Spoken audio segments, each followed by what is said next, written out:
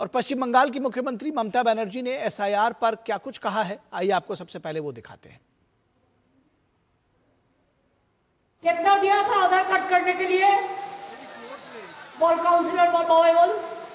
हाँ, 1000 টাকা हर आदमी का पास से 1000 करके छुपाया। तो हम क्या बोलेगा? चोरी किया? चोर को जवाब देना बोलो। अगर तुम जनता का पास से 1000 करके आधार कार्ड बनाने के लिए लिया, तो तुम क्यों अभी कहते हैं Aadhaar card, no Aadhaar for voter list, no Aadhaar for ration card, लेकिन बैंक में जब आप अकाउंट करने जाता है तो आधार लिंक चाहते हैं। तो क्या है, किसका साथ गद्दारी कर रहा है?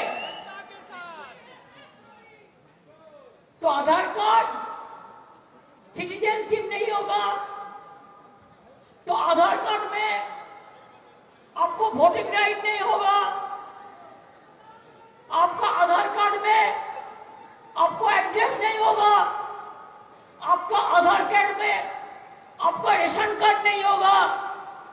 तो सबसे बढ़िया ये है, एक परिवर्तन करके दिल्ली सरकार को हटाओ देश से।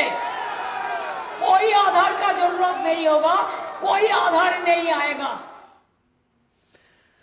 तो इनका कहना है कि कुल मिलाकर दिल्ली की सरकार हटा दो तो आधार कार्ड की जरूरत नहीं रहेगी। फिलहाल बीजेपी नेता सुकांता मजूमदार ने इस मामले में क्या कुछ कहा है, ये उनको भी सुनते हैं।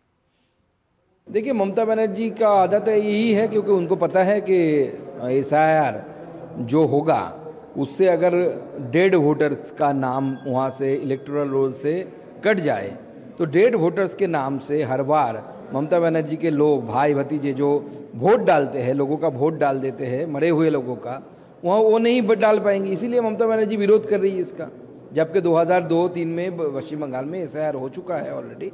ममता बनर्जी तब अपोजिशन लीडर थी और उस समय उन्होंने पार्टिसिपेट किया था उसमें। खुद बोलते थे कि 80 लाख बांग्लादेश से आए हुए लोग हैं, उनका नाम कटना चाहिए। और इस पूरी खबर पर बातचीत करने के लिए हमारे साथ दो हमारे सहयोगी संवाददाता हमारे साथ जुड़े हुए हैं। प्रसेनजीत बख्शी कोलकाता से जुड़े हुए हैं और विनया हमारे साथ तिरुवनंतपुरम से जुड़ी हुई हैं। सबसे पहले प्रसेनजीत आपके पास आते हैं और ये समझना चाहेंगे कि एसआईआर पर इतनी तकलीफ क्यों है, और मैं ये भी जानना चाहूँगा कि जो राज्य के लोग हैं, जो आम लोग हैं, क्योंकि जिस तरह से कल उन्होंने एक मार्च निकाला, उसके बाद मैं जानना चाहूँगा कि आम लोगों का क्या रुख है इस पर। पहले तो निखिल मैं ये बताऊं कि मुझे भी थोड़ा सा डर था पहले से ही, क्योंकि मुझे रिपोर्टर लोगों को इधर उधर भेजना पड़ता है कि क्या कैसा माहौल बने। थोड़ा अगर वायलेंस का माहौल बन जाए, बीएलओ के ऊपर लोगों का गुस्सा अगर देखने को मिले तो किस तरह से हमारे रिपोर्टर को किस तरफ भेजा जाए, भगाया जाए। लेकिन आश्चर्य की बात यह है कि कल से आज तक अगर ये 36 घंटे की बात करें तो एक उत्सव का पूरा माहौल है चारों तरफ। मैं उत्तर से दक्षिण की बात करें, अभी तक मुझे पता नहीं 4 दिसंबर तक क्या होगा क्या नहीं होगा, लेकिन अभी तक कोई बीएलओ का कोई चिंता नहीं है। सब लोग अपना अपना काम कर रहे हैं। थोड़ा उनका ऑन ड्यूटी को लेकर कंफ्यूजन है, वो मेरे ख्याल से ठीक हो जाएगा। लेकिन बाकी जो सोशल सिक्योरिटी की बात कहला जा रहा था या लॉ एंड ऑर्डर की बात कहला जा रहा था, उसमें तृणमूल कांग्रेस की तरफ से ममता बनर्जी का भी जो रुख हम अलग से देख रहे हैं। ये जो मार्च की तस्वीर आप दिखा रहे हैं, ये ममता बनर्जी एक तरफ, उनके बाकी लोग जो अपने बारे में सोच रहे हैं, अपने नाम वोटर लिस्ट में देखने के लिए उत्सुक है, वो अपने तरफ, वो ममता बनर्जी के पीछे नहीं है। ये जो पीछे लोग देख रहे हैं, ये भी घर जाके बीएलओ से मिलकर एनुमरेशन फॉर्म को फिलअप करने की काम कर रहे हैं। तो जो जितने उकसाने की काम पिछले 1-2 महीने ममता बनर्जी करने की कोशिश कर रही थी, या कल भी करने की कोशिश कर रही थी, या आज भी सोशल मीडिया में कुछ पोस्ट करके करने की कर रही थी, लोग इसमें इतना ज्यादा महत्व देने की मूड में नहीं है, मुझे जहां तक देखने को मिल रहा है। या हमारे रिपोर्टर डिस्ट्रिक्ट से, जी। कोलकाता या आजू बाजू से जो भी रिपोर्ट भेज रहे हैं या अपने आंखों से देखकर हमसे बात कर रहे हैं, उसमें लोगों की मन में कुछ नहीं है। जो पहले से बांग्लादेश से आए हुए हिंदू है वो भी काफी निश्चिंत है, क्योंकि उनके पास भी जो जो डॉक्यूमेंट होना चाहिए सारे डॉक्यूमेंट उनके पास भी है। तो वो आराम से बीएलओ के साथ अपने काम में लगे हुए हैं। बीएलओ भी बेफिक्र होकर काम में लगे हुए ठीक हैं। ठीक है। सिर्फ एक ही जगह पे थोड़ा सा मुश्किल है, क्योंकि प्रदेश सरकार की तरफ से ऑन ड्यूटी जो डॉक्यूमेंट उनको देना चाहिए वो ऑन ड्यूटी डॉक्यूमेंट बाकी सब जगह पे दिया हुआ है, लेकिन यहाँ पे चीफ सेक्रेटरी की तरफ से दिया नहीं गया। वो अलग बात है, वो एडमिनिस्ट्रेटिव बात है, लेकिन सिक्योरिटी के बारे में कोई प्रॉब्लम नहीं है। जैसे ममता बनर्जी कहती है ना कि उत्सव की माहौल पे होना चाहिए सब कुछ, तो यहाँ पे everything in a celebration mood. ठीक ठीक ठीक। विनया, ये समझना चाहेंगे कि चाहे वो केरल हो या तमिलनाडु हो, क्या दिक्कत उन लोगों को है? क्योंकि जिस तरह से ममता बनर्जी को हमने समझा, कांग्रेस का अपना रुख है, हालांकि सियासत उसमें भी बहुत ज्यादा सामने दिखती है कि कांग्रेस ये चाहती तो है कि वो एसआईआर के खिलाफ रहे, लेकिन वामपंथियों के साथ जाते हुए नहीं दिखना चाह रही। कैसी इस पूरी सियासत का आकलन करेंगी और इसकी वजह किस तरह से देखती है?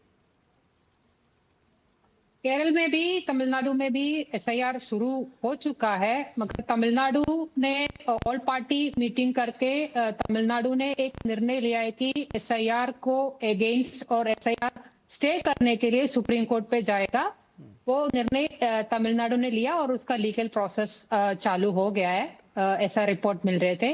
केरल में कल एन्यूमरेशन फॉर्म दे दिया सारे जगह।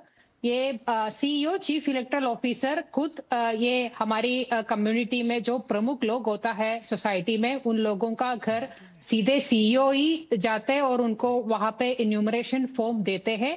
और डिस्ट्रिक्ट लेवल पे एक हेल्प डेस्क भी शुरू हो गया और एक कॉल सेंटर भी शुरू हो गया, जहाँ की लोगों को कहीं ना कहीं शंका होता है या डाउट होता है, वहां पे सीधे कॉल कर सकते हैं।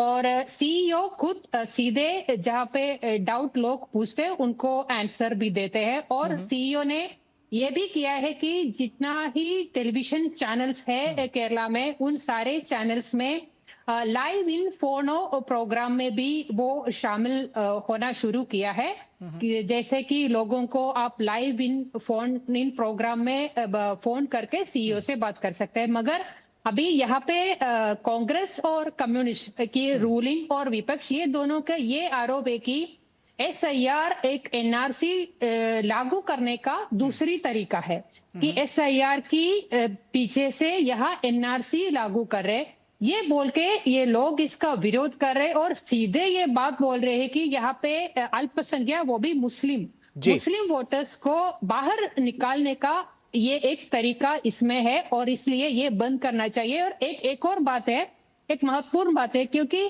केरला की पॉपुलेशन की स्टैटिस्टिक्स की तरफ से कि 3 करोड़ 60 लाख है। यहाँ की जितना आधार कार्ड का नंबर 2-3 दिन पहले आए थी वो है 4 करोड़ का। मतलब करीब 50 लाख आधार कार्ड अधिक है। वो कहाँ से आया? वो तो एसआईआर का वो प्रोसेस कंप्लीट होने के बाद पता चलेगा कि किसका आधार असली बिल्कुल है। तो ये आपने बड़ा सवाल उठाया है, ये बड़ा सवाल उठाया है कि ये जो जितनी जनसंख्या है उससे ज्यादा जो आधार कार्ड बनता है, और यही अभी हमने देखा कि प्रसेनजीत भी बता रहे थे, ममता बनर्जी भी दरअसल इसी को लेकर के उनकी बेचैनी भी जो है कि आखिर ये जो अधिक आधार कार्ड बना हुआ है, जब एसआईआर हो जाएगा और चीजें अगर जिसको दुरुस्त कर ली जाएंगी फिर दिक्कत तो आएगी। ये बात समझी जा सकती है। बहुत शुक्रिया प्रसेनजीत बख्शी आपका और विनय आपका इस तमाम बातचीत और जानकारी के लिए। और सारी परेशानी दरअसल जो फेक वोटर्स हैं उनको लेकर के है, कहीं उसको बचाने की भी जद्दोजहद है और साथ ही साथ ये भी देखा जा रहा है कि आखिर क्यों जब जो राजनेता हैं वो आधार कार्ड के इतना खिलाफ हैं। तो ये इस एजेंडे को भी समझने की जरूरत है। फिलहाल यहाँ रुकेंगे एक छोटे से ब्रेक के लिए। ब्रेक के बाद जब लौटेंगे तो बात करेंगे कि यूपी में आखिर क्या कुछ